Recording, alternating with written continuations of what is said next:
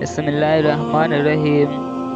حضرت خالد بن ولید رضی اللہ تعالیٰ عنہ نے عیسائیوں کے ایک قلعے کا محاصرہ کیا تو ان کا سب سے بوڑھا پادری آپ کے پاس آیا۔ اس کے ہاتھ میں انتہائی تیز زہر کی ایک پریا تھی۔ اس نے حضرت خالد بن ولید سے عرض کیا کہ آپ ہمارے قلعے کا محاصرہ اٹھا لیں۔ اگر تم نے دوسرے قلعے فتح کر لیے تو اس قلعے کا قبضہ ہم بغیر لڑائی کے تم کو دے دیں گے۔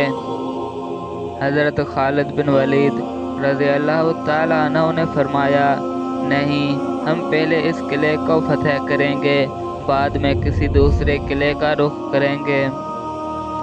یہ سن کر بوڑھا پادری بولا، اگر تم اس قلعے کا محاصرہ نہیں اٹھاؤ گے تو میں یہ زہر کھا کر خودکشی کر لوں گا اور میرا خون تمہارے گردن پر ہوگا۔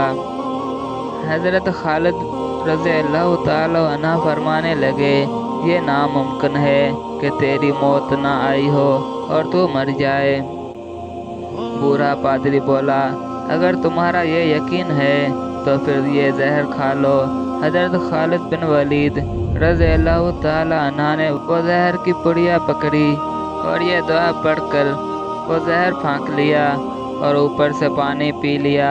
بوڑھے پادری کو مکمل یقین تھا کہ یہ چند لمحوں میں موت کی وادی میں پہنچ جائے گا، مگر وہ یہ دیکھ کر حیران رہ گیا کہ چند منٹ آپ کے بدن پر پسینہ آیا، اس کے علاوہ کچھ بھی نہ ہوا۔ حضرت خالد بن ولید رضی اللہ تعالی عنہ نے پادری سے مخاطب ہو کر فرمایا، دیکھا، اگر موت نہ آئی ہو تو زہر کچھ نہیں بگاڑتا۔ پادری کوئی جواب دیے بغیر اٹھ کر بھاگ گیا اور قلعہ میں اندر جا کر کہنے لگا، اے لوگو، میں ایسی قوم سے مل کر آیا ہوں کہ خدا تعالیٰ کی قسم اسے مرنا تو آتا ہی نہیں، وہ صرف مارنا ہی جانتے ہیں۔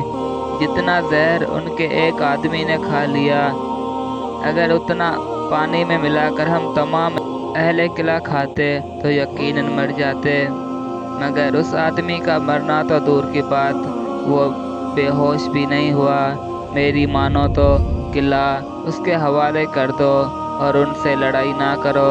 چنانچہ میرے پیارو، وہ قلعہ بغیر لڑائی کے صرف حضرت خالد بن ولید رضی اللہ تعالی عنہ کی قوت ایمانی سے فتح ہو گیا۔